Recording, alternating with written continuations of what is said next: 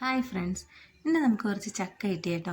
അപ്പോൾ അത് കൊണ്ട് വന്നപ്പോഴാണ് നമ്മുടെ ചോണപ്പം ഇവിടെ വയ്ക്കുന്നത്. അവൻ്റെ പങ്ക് അവന് കൊടുത്ത്. അവന് ചക്കയും മാങ്ങയൊക്കെ ഭയങ്കര ഇഷ്ടമാണ്. പിന്നെ കുറച്ച് കുരുമുളക് നമ്മുടെ ഇവിടെ നിന്ന് തന്നെ പറിച്ചതാണ്. അത് ഉണക്കാൻ വേണ്ടി വെയിലത്തോട്ട് വെച്ചിട്ടുണ്ട്.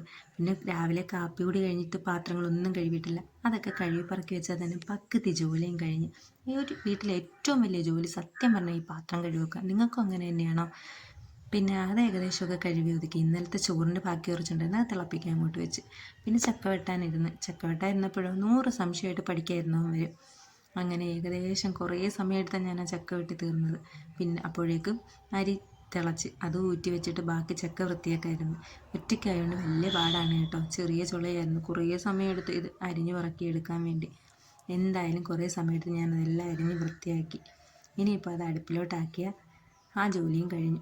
ഇനി അതിനുള്ള അരപ്പ് സെറ്റ് ചെയ്യണം. അതിന് കുറച്ച് തേങ്ങയും വെളുത്തുള്ളി ജീരകവും കാന്താരിയും കറിവേപ്പിലയിട്ട് അരച്ച്. അപ്പോഴേക്കും ചക്ക വേവുകയും ചെയ്തു. ഇനി അതിന് അരപ്പിട്ട് അത് ഇളക്കി ശരിയാക്കണം.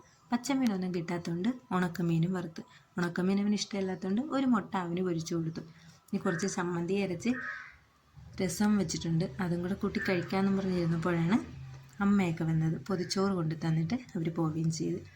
അപ്പം അതിനകത്ത് അവർക്കും മീനൊന്നും കിട്ടില്ല. അതുകൊണ്ട് അവിടെയും ചക്കയൊക്കെ ഉണ്ടായിരുന്നു. അതുകൊണ്ടാണ് അത് കൊണ്ടുവന്നത്. ചക്കയും ചമ്മന്തി, പിന്നെ അതുകൊണ്ടും ചമ്മന്തി അരച്ചില്ല. ഇന്നലത്തെ മീൻകറിയൊക്കെ ഉണ്ട്, അതെല്ലാം കൂടെ കൂട്ടി കഴിച്ച്.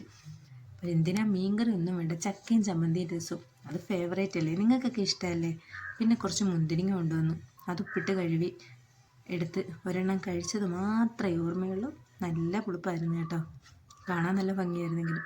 നിങ്ങൾക്ക് ഇഷ്ടമായ ചാനൽ സബ്സ്ക്രൈബ് ചെയ്യണം, ലൈക്ക് ചെയ്യണം.